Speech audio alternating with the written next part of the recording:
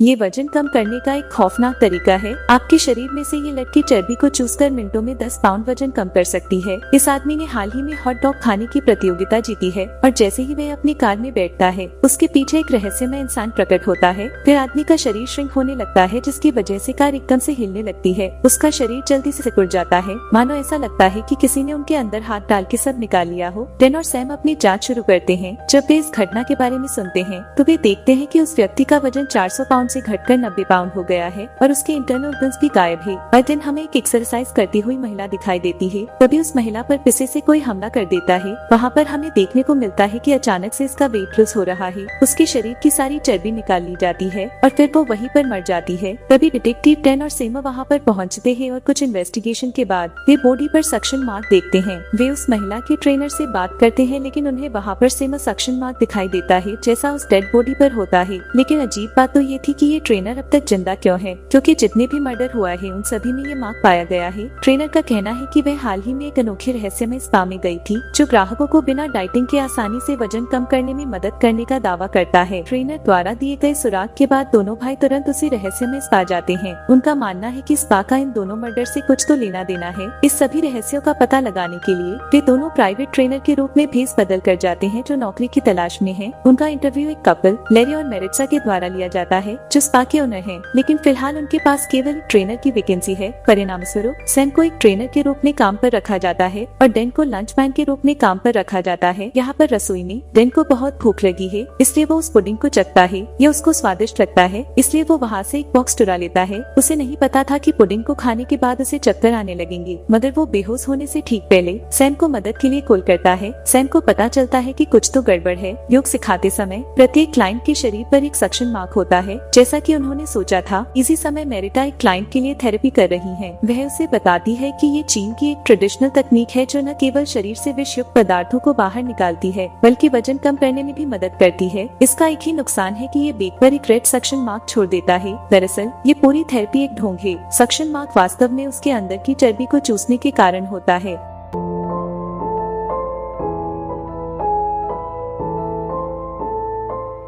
Yoga class के बाद Sam वहाँ के शेरिफ मैरी से टकराता है जिसने अभी अभी अपनी थेरेपी पूरी की है। उनकी बातचीत के दौरान मैरी को सैम की असली पहचान पर संदेह होने लगता है। बाद में सैम किचन में जाता है और डेन को आलू के ढेर के पास बेहोश पाता है। जाहिर तौर पर उसे इस पुडिंग पर शक होता है। सैम उस सेफ को ढूंढता है जिसने ये पुडिंग बनाई है, उसे पूछताछ करता है। उससे पूछता है कि उसने ऐसा क्यों किया, लेकिन सेफ को इसके बारे में कुछ पता नहीं होता। यहाँ पर उसे पता चलता है कि थेरेपी के लिए आने वाले हर एक को थेरेपी से पहले ही पुडिंग खिलाई जाती है और शेफ केवल इसने मेरिट्सा और लेरी के कहने पर सप्लीमेंट्स ऐड करता है। उन दोनों को यकीन हो गया है कि इस कपल का पिछले 2 मर्डरों से कोई ताल्लुकात तो है। इस बीच कपल को इन दोनों पुलिसमैन की असली पहचान का पता चल जाता है। वो कहता है कि ये दोनों चुपके से यहाँ पर इन्वेस्टिगेशन कर रहे हैं।